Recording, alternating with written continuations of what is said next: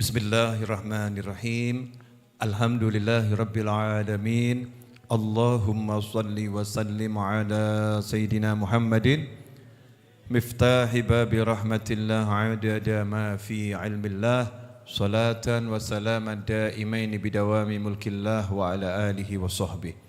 Allahumma shalli ala sayyidina Muhammadin salatan taftahu biha lana futuhal arifin wa tufaqqihuna biha fid din wa ala alihi wa sahbihi. Assalamualaikum warahmatullahi wabarakatuh. Udah ngantuk atau masih siap terima ilmu? Kalau jawabanmu udah ngantuk, itu kabar gembira untukku. Nanti bisa segera aku akhiri dan kulanjutkan kegiatanku. Karena saya lagi nulis, nulis, meneliti dan menulis. Insyaallah barokah, amin. Nah, malam ini saya mau mengajak semuanya merenungkan beberapa ayat yang kita baca 2 hari yang lalu kalau saya enggak salah di surat Al-Imran. Ya, surat Al-Imran yang menceritakan tentang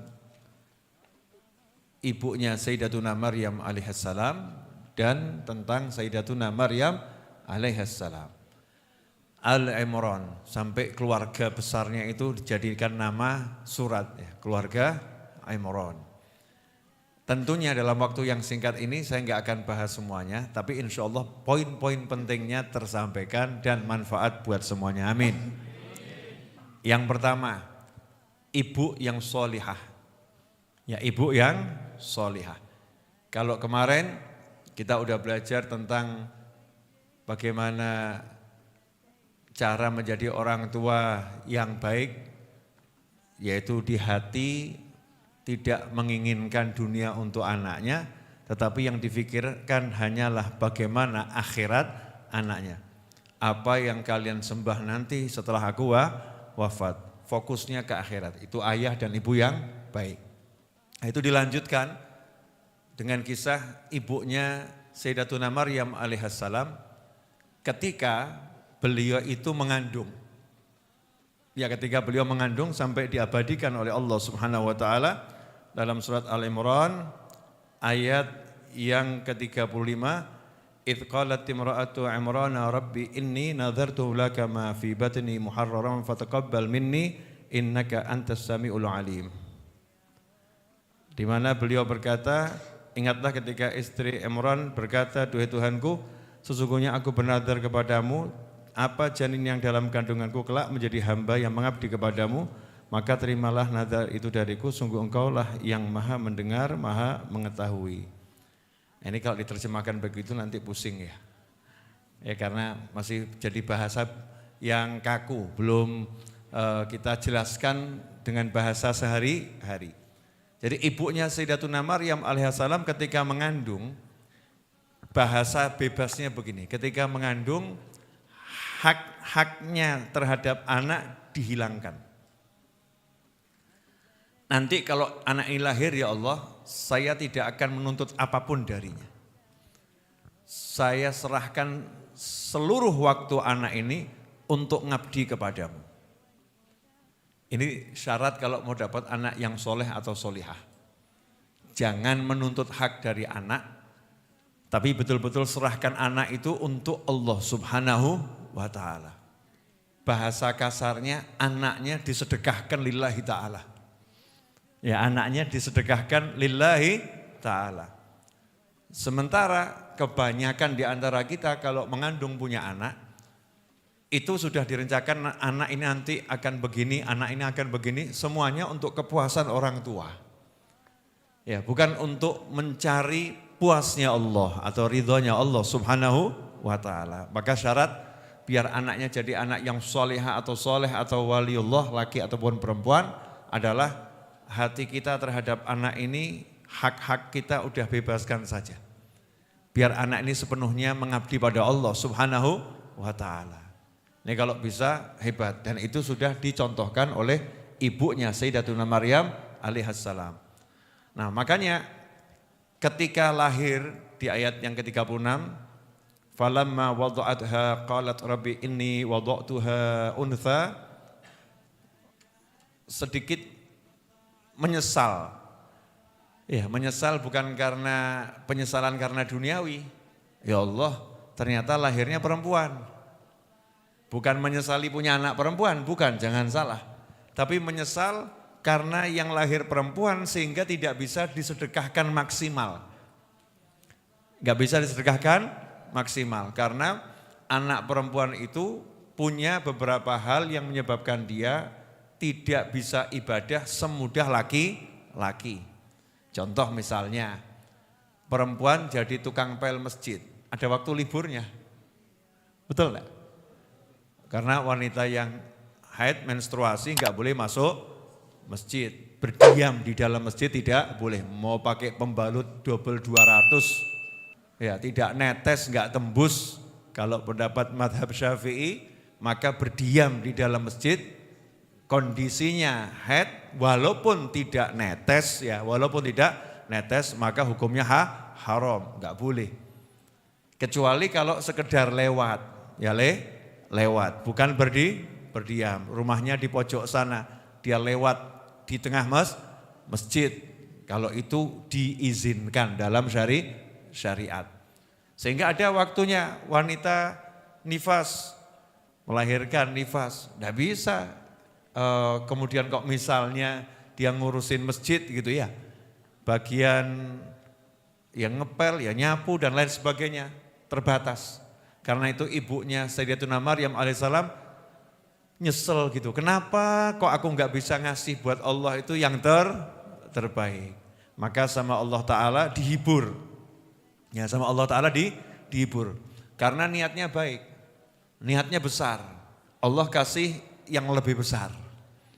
Karena niatnya itu tadi betul-betul untuk Allah, maka dia dapatkan Allahnya. Dia dapatkan Allahnya, maka Allah lakukan sesuatu yang tidak bisa dinalar oleh akal manusia. Ini akan saya jelaskan insyaallah. Wallahu a'lamu bima wada'at. Sementara Allah itu maha mengetahui yang dia lahirkan laki atau perempuan, Allah maha mengetahui. Walaisad dzakaru kal untha, dan sesungguhnya anak laki-laki tidak sama dengan anak perempuan. Ini khilaf ahli tafsir, ada mengatakan ini ucapannya ibunya Sayyidatuna Maryam, ada mengatakan ini adalah ucapannya Allah Subhanahu wa ta'ala. Semua wahyu Allah, tapi kan Allah lagi menceritakan ya, lagi menceritakan.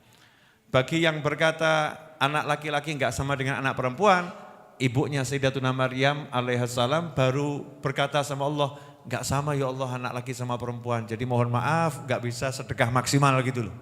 Yang enggak bisa sedekah maksimal, enggak bisa mempersembahkan anakku maksimal.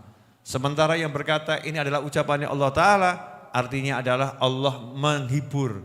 Walaisa dzakaru kal untha, anak laki-laki yang kamu idam-idamkan tidak sama dengan anak perempuan yang aku berikan. Anak perempuan yang aku berikan ini mengalahkan kebanyakan anak laki-laki. Dihibur sama Allah Ta'ala. Wa inni samaituha Maryam. Wa inni samaituha Maryam wa inni u'idzuha bika wa dzurriyyataha minasyaitonir rajim. Dan sungguh aku beri dia nama Maryam dan sungguh aku melindungi dia denganmu. U'idzuha bika. Menjadikan engkau ya Allah sebagai pelindungnya. Dan juga anak keturunannya dari setan yang terkutuk. Ya, dari setan yang terkutuk. Pertanyaan saya, nah ini ibu-ibu kalau lagi hamil kira-kira doa gitu enggak? Ya Allah lindungi anakku. Doanya ada di Al-Quran kan, tinggal ditiru. Inni u'idzuha, ya sungguhnya aku melindungi janinku ini bika, denganmu ya Allah, wa dzurriyyataha minasyaitonir rajim. Doa ini bagus kalau dibaca oleh ibu-ibu yang lagi mengandung atau bapak yang istrinya lagi mengandung, suami ini bacain inni u'idzuha. Ya, boleh dibacakan semacam itu, perlindungan. Biar nanti anaknya enggak disentuh sama setan. Biar nanti anaknya jadi anak yang soleh atau solihah. Nah, tambah sekarang anaknya didengarkan lagu barat. Rungokno nak, biar suaramu merdu. Kadang-kadang disetelno lagu joget-joget gak jelas. Biar nanti lahir jadi penari. Ya biar lahir jadi penari. Saya gak ngurusi masalah boleh atau gak boleh, halal haram gak ngurusi itu. Bukan wilayah saya, bukan wilayah saya. Tapi seharusnya ini kan waktu yang paling penting untuk minta perlindungan kepada Allah Ta'ala dari godaan setan. Biar jadi anak yang soleh dan solihah. Jangan diisi hal-hal yang kira-kira itu justru membuat anak itu akan rusak nanti kalau lahir. Karena sebelum lahir sudah familiar. Waktu di perut udah udah hafal. Memang dididik ngerasani sejak kecil. Nah, ibunya ahli telepon gunjing orang. Ya itu memang keterlaluan. Anaknya udah dengar terus. Maka anaknya lahir sudah ahli gunjing. Ya, lahir udah punya bakat gunjing, dirusak oleh orang tuanya sendiri. Naudzubillah min dzalik. Kemudian ada pesan di situ yang luar biasa. Yang didoakan bukan cuma anaknya, sampai cucu-cucunya. Ini loh, wanita yang solihah atau orang tua yang soleh, berpikir itu bukan hanya di anak, sampai seluruh keturunannya biar selamat. Nah kalau ibunya Sayyidatuna Maryam alaihissalam, seorang wali perempuan, keluarga Imran, berpikir semacam itu untuk anak keturunannya, lah kira-kira kalau Kanjeng Nabi Muhammad SAW mikir atau enggak mikir yang begitu? Kira-kira Rasulullah SAW itu punya doa khusus enggak buat anak keturunannya? Kira-kira saja, mikiro dewi. Ya kalau Sayyidatuna Maryam aja didoakan sama ibunya sebelum lahir seperti itu, lah kira-kira Nabi Muhammad SAW, Sayyidah Khadijah radhiyallahu taala anha mendoakan anak keturunannya ila yaumil qiyamah seperti itu atau tidak? Minimal sama, tentunya lebih. Ya tentunya lebih. Karena itu orang-orang soleh dari zaman ke zaman fokus betul mendoakan anak keturunannya. Ya fokus betul mendoakan anak keturunannya. Antum sekarang dari sekarang meskipun belum nikah ataupun sudah nikah belum punya anak, habis sholat doakan itu. Ya Allah beri aku anak keturunan yang soleh dan solihah. Itu kabar gembira nanti calon pasangannya soleh atau solihah. Iya, sekarang suruh doa gitu jawabannya rabi urung be mosok ndonga. Nikah aja belum masa doa semacam itu. Ya pre-order. Pre-order dulu. Ya, kenapa? Permintaan banyak, stok terbatas. Ya, permintaan banyak, stok terbatas. Minta anak yang soleh, solihah, cantik, ganteng, sugih, pinter. Masya Allah. Itu permintaan banyak, stok terbatas. Kadang tuh soleh tapi kurang ganteng. Kadang ganteng kurang soleh. Kadang ganteng soleh kurang sugih. Kan begitu ya. Nah kalau lengkap jadi satu, ya itu permintaan banyak, tapi stoknya terbatas. Terbatasnya masih banyak. Makanya pre-order dari sekarang minta pada Allah Subhanahu wa taala. Lanjut. Nah, kemudian di ayat yang ke-37 Allah mengatakan fataqabbalaha rabbuha biqabulin hasanin wa ambataha nabatan hasana wa kaffalaha Zakaria kullama dakhala Zakaria mihrab wajada indaha rizqa qala ya Maryamu anna laki hadha qalat huwa min indillah innallaha yarzuqu man yasha'u bighairi hisab. Ayat 37 ini syarat dengan ilmu. Maka dia Allah menerimanya dengan penerimaan yang baik, membesarkannya dengan pertumbuhan yang baik dan menyerahkan pemeliharaannya kepada Zakaria. Wa ambataha nabatan hasanah. Jadi Allah yang menumbuhkannya. Kenapa? Lawang dari di perut udah diserahkan ke Allah. Tolong ya Allah kamu yang melindungi. Jadi ya sama Allah dijaga betul. Oh, ibunya enggak minta apa-apa. Ya Allah ini milikmu, aku enggak minta apa-apa. Hakku semua udah aku cabut. Dia hanya menjalankan kewajibannya saja kepadamu ya Allah. Yang sama aku enggak usah. Enggak menuntut hak sama sekali. Sama Allah akhirnya anak itu betul-betul dijaga. Dan Allah perintahkan Nabi Zakaria untuk mengurusnya. Nabi Zakaria untuk mengurusnya. Makanya kalau kita punya anak betul-betul kita pasrahkan sama Allah, nanti Allah akan kirimkan orang-orang yang mengurusnya. Contoh, boleh. Ya, contoh ya. Udah ini kisah ribuan kali atau miliaran kali disampaikan. Tapi ya selalu indah itu Al-Quran ya. Ya, kisah dari Al-Quran itu kan never ending story. Betul gitu istilahnya. Ya, never ending story. Enggak ada bosan-bosannya, enggak ada habisnya.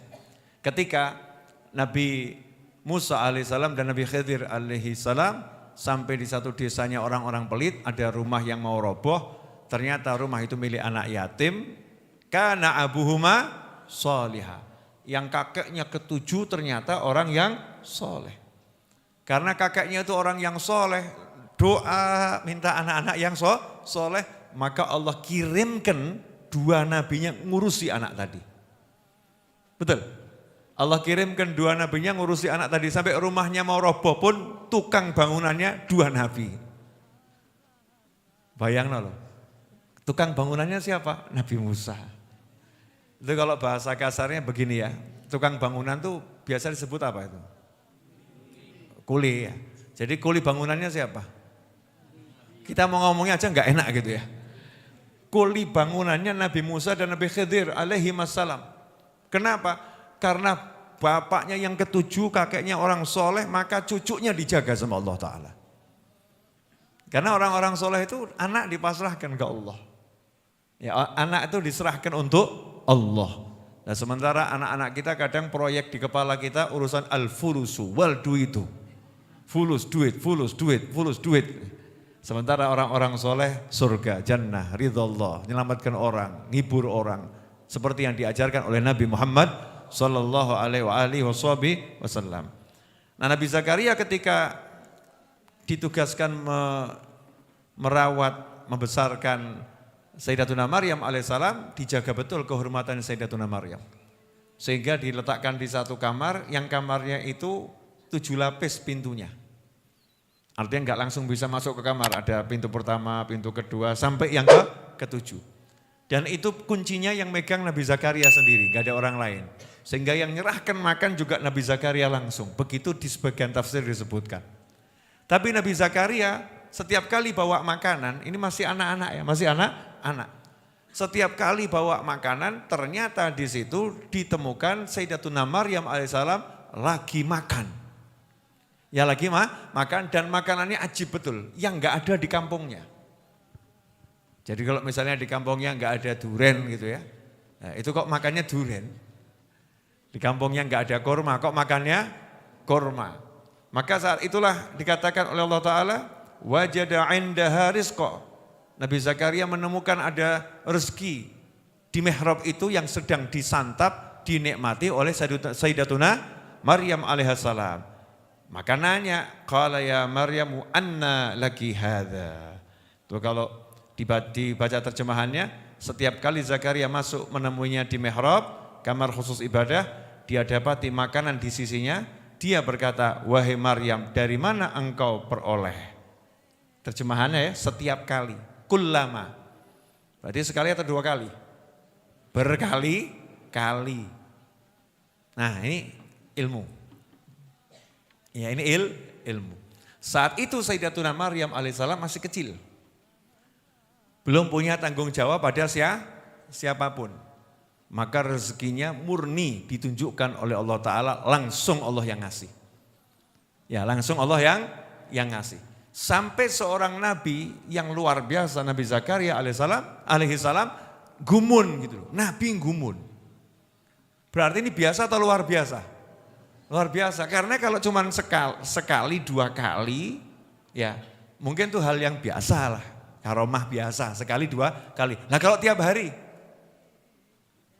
ini kan kekeramatan yang luar biasa. Maka di sini ada satu ilmu. Ya, wanita itu kalau jadi wali luar biasa. Masya Allah. Tapi nak jadi preman yang medeni. Kalau jadi wali luar biasa, kalau jadi penjahat juga luar biasa. Makanya disebut di Al-Quran itu kalau jadi penjahat nenek sihir. Kalau udah nenek sihir itu ngeri. Ya di film-film itu rata-rata nenek sihir. Ya rata-rata kan begitu ya, nenek sihir. Karena wanita itu kalau udah baik mengalahkan kaum pria. Kalau udah jahat jangan cari tandingannya. Susah. Makanya mudah-mudahan seluruh wanita jadi wanita yang solihah. Ya, wanita yang menyenangkan, yang baik ya. Wanita yang bisa menjadi perantara kita masuk surganya Allah Subhanahu wa ta'ala. Nah, pelajaran yang kedua, ada rezeki yang memang itu dengan dicari, ada rezeki yang memang itu dikirim. Ya, rezeki yang untuk mengambilnya dengan dicari, ada rezeki yang untuk menerimanya enggak perlu nyari, tinggal tunggu terima paket sampai. Kayak paket tuh. Antum tuh kalau paketkan barang pakai kereta api, diantar atau diambil? Diambil ya. Sebagian paket yang menggunakan travel itu diambil di pool, sebagian lagi diantar. Betul? Nah, rezeki juga begitu. Ada rezeki yang diambil di pool, ya, diambil di tempat paketannya, ada rezeki yang diantarkan ke kamu tanpa kamu kemana-mana. Tanpa kamu kemana-mana. Tapi umumnya rezeki memang kita menjemputnya dengan bergerak. Menekuni asbab, sarananya apa dijalani. Tapi Allah khusus untuk Sayyidatuna Maryam alaihissalam ini semuanya ditunjukkan sama Allah. Yang pertama masih kecil. Sepuranipun zikir di mihrab masih kecil, zikir. Bleng makanan datang. Ya, bleng makanan datang. Itu yang pertama. Yang kedua, ketika sudah remaja dikasih rezeki anak enggak pakai nikah, enggak pakai disentuh manusia. Wah, ada yang sekarang dapat rezeki anak enggak pakai nikah, tapi naudzubillah min dzalik. Namanya kumpul kebun, naudzubillah min dzalik. Ada lagi yang dengan disentuh manusia, ditanam macam-macam, namanya disentuh manusia. Tapi kalau Sayyidatuna Maryam alaihissalam enggak disentuh manusia. Kok bisa loh punya anak tanpa disentuh manusia? Allah pengen nunjukkan, Allah tuh bisa ngasih rezeki enggak sesuai akalmu gitu. Kurang apa contoh nih, kasih rezeki makanan enggak pakai kerja, enggak pakai masak. Belum yakin, ya udah anak nggak pakai disentuh manusia, belum yakin. Minta contoh apa lagi? Ini itu bukan nabi, bukan wanita solihah wali, wanita solihah wali. Nah kalau wali bisa dapat seperti itu, apalagi nabi, apalagi rasul. Nah ini jadi dalil ada rezeki yang memang Allah kasih tanpa kita usaha apa-apa. Ini harus diimani. Karena rezeki itu enggak butuh perantara. Rezeki itu kuasanya Allah Subhanahu wa ta'ala. Kita tekuni perantara bukan syarat dapat rezeki, tapi tekuni perantara sebagai syarat dapat pahala. Makanya kalau kita menekuni asbab, sarana, jangan meyakini dengan kita lakukan itu akan dapat rezeki. Tapi yakini dengan melakukan itu kita dapat pahala. Sebab kadangkala sudah dilakoni macam-macam rezekinya juga enggak ada. Kalau rezeki itu diperoleh dengan kerja keras, maka orang-orang yang kerja keras tentunya akan semua jadi orang kaya. Tapi betapa banyak orang yang kerja keras enggak kaya-kaya, justru yang diam-diam tiba-tiba kaya raya. Betul? Ya itu rezeki. Cuman bedanya apa, yang kerja keras di jalan Allah dengan yang nganggur. Yang kerja keras dia dapat pahala yang luar biasa, yang nganggur enggak dapat apa-apa. Ya cuman dapat duit aja tapi enggak dapat pahala. Sementara orientasi orang beriman bukan masalah materi, tapi masalah apa yang didapat nanti di alam surga nanti. Maka sibuk cari pahala. Fastabiqul khairat. Lanjut dikit. Ini sengaja saya ambil poin-poin dan saya percepat. Nah di situ kita sampai di sini dulu ya. Besok kita lanjutkan lagi insya Allah. Di titik itulah Nabi Zakaria yang gumun nanya, dari mana? Kalau dinalar-nalar, lawang tak kunci kabeh. Pintu saya kunci semua. Maka daripada kebanyakan mikir kan, orangnya ada bisa ditanya. Di sini ada pelajaran, kamu jangan suka berprasangka. Jangan-jangan, orangnya ada, tinggal ditanya. Ada temennya kok tiba-tiba diantar sama seseorang naik mobil. Terus mulai kelihatannya simpanannya itu. Kurang kerjaan enggak ini? Ada lagi temennya tiba-tiba punya mobil. Wah, kelihatannya hasil korupsi ini. Ini enggak baik nih, don semua prasangka. Ya tinggal nanya toh, kalau emang penasaran ya tinggal nanya. Mbak, yang nganter kemarin siapa? Oh, paman saya, selesai.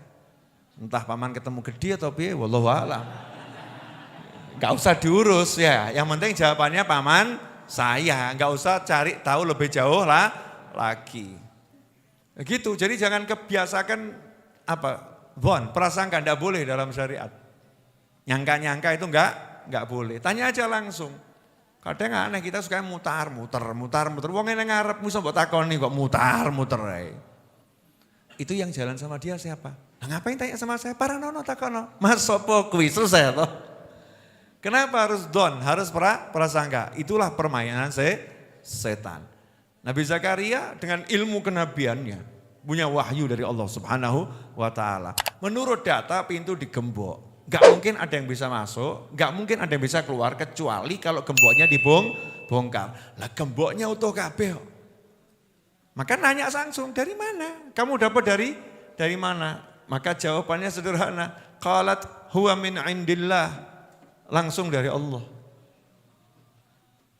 Nabi Zakaria ngerti gitu ya, gak pakai nanya-nanya ya. Setelah ngomong dari sisi Allah, ditambahi sama anak kecil yang namanya Maryam. Masih kecil nih, Sayyidatuna Maryam, nambahi ngajari Nabi. Nabi diajari. Masya Allah, yang ngajari anak kecil, namanya Maryam alaihissalam.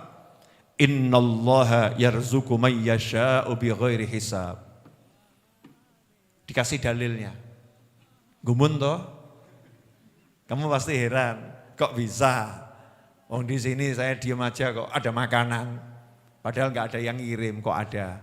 Jangan khawatir. Innallaha yarzuqu may yasha'u bighairi hisab. Sesungguhnya Allah kalau ngasih rezeki pada hamba-hamba yang tertentu yang dia kehendaki, nggak pakai hitung-hitungan, nggak bisa dihitung-hitung, nggak bisa diperkirakan. Semua kalkulator nggak kepake. Semua hitung-hitungan dari mana? Enggak bisa. Ada hamba-hamba Allah yang dikasih rezeki seperti itu. Aku salah satu di antaranya. Begitu maksud Sayyidatuna Maryam alaihissalam. Nah, Nabi Zakaria kan nabi, ngerti. Maka langsung ya melakukan satu hal. Hunalika da'a Zakaria rabbah. Di tempat ini makanan dari langit turun. Makanan dari langit turun di tempat ini. Berarti ini tempat keramat. Jadi tempat keramat itu ada. Ya tempat keramat itu ada. Makanya Nabi Zakaria ngomong, hunalika, Allah mengatakan, hunalika da'a Zakaria rabbah. Disitulah Nabi Zakaria langsung doa sama Allah Ta'ala. Minta anak. Karena Nabi Zakaria umurnya udah 90 tahun belum punya anak. Diajari sama Sayyidatuna Maryam.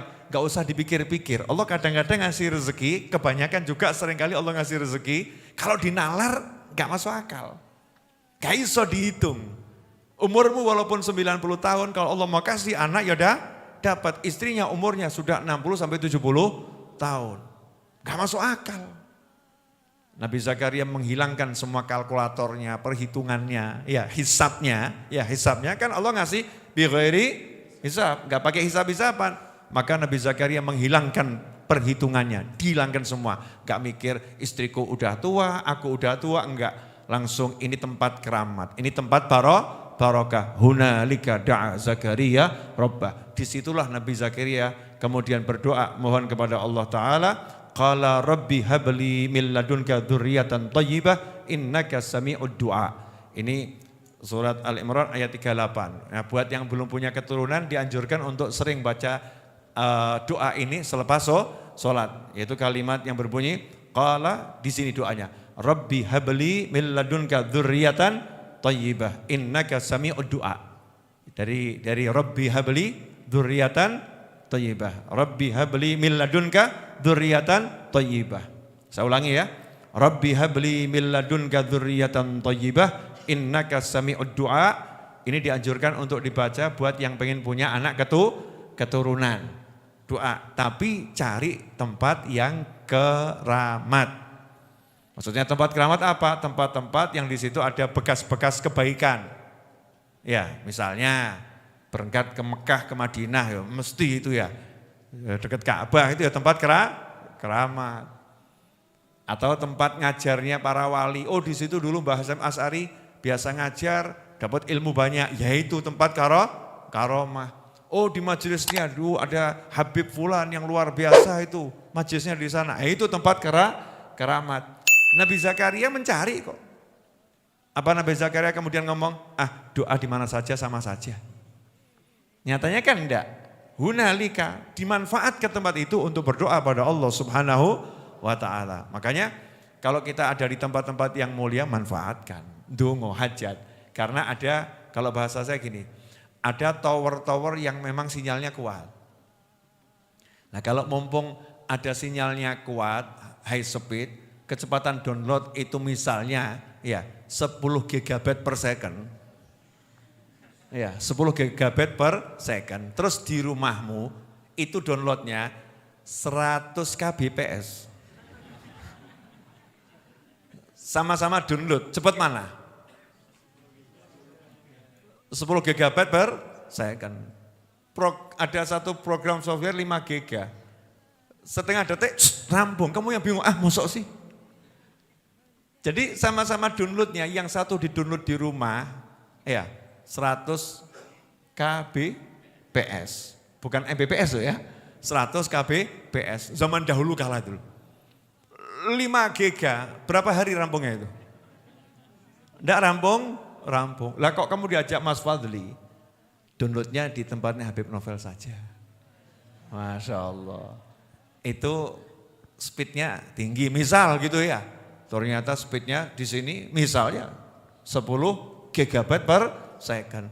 Kamu dikasih passwordnya khususon, ada password khususon. Yang wifi-nya enggak dibagi untuk sembarang orang. Dikasih passwordnya, nih pakai wifi-nya ini. Klik. Download sekarang, download. Udah selesai. Ya udah. Kok enggak terasa? Oh beda. Yang kecepatan downloadnya tinggi sama yang rendah. Sama-sama bisa download, tapi beda tempat, beda kecepatan. Maka hasilnya pun juga beda. Maka doa sama-sama doa. Kalau tempatnya itu yang model 100 kbps, yuk kabul, tapi lama nyampenya ke kamu, komplitnya lama. Kadang-kadang kamu doa minta mobil, dapatnya pentilnya dulu. Kadang-kadang doa minta rumah, kok dapatnya pintunya dulu. Kenapa? Iya, karena kamu doanya di tempat yang downloadnya itu lemah. Begitu sampai ke tempat downloadnya cepat, tiba-tiba kok rumahnya datang bahkan sama mobilnya. Lah kok bisa? Udah ada gambar garasinya, belum ada mobilnya. Sama Allah diisi sama mobilnya sekalian. Nah ini pelajaran dari kisah Sayyidatuna Maryam alaihissalam. Insya Allah nanti kita sambung besok malam ya. Insya Allah. Ada banyak rahasia di Sayyidatuna Maryam. Saya cepatkan, mudah-mudahan antum paham yang tadi udah disampaikan. Mari kita tutup dengan doa yang biasa kita baca. Asyhadu an la ilaha illallah, astaghfirullah, nas'alukal jannata wa na'udzubika minan nar. Asyhadu an la ilaha illallah, astaghfirullah, nas'alukal jannata wa na'udzu bika minan nar. Asyhadu an la ilaha illallah, astaghfirullah, nas'alukal jannata wa na'udzu bika minan nar. Allahumma innaka 'afuwun tuhibbul 'afwa fa'fu 'anna. Allahumma innaka 'afuwun tuhibbul 'afwa fa'fu 'anna. Allahumma innaka 'afuwun tuhibbul 'afwa fa'fu 'anna ya karim.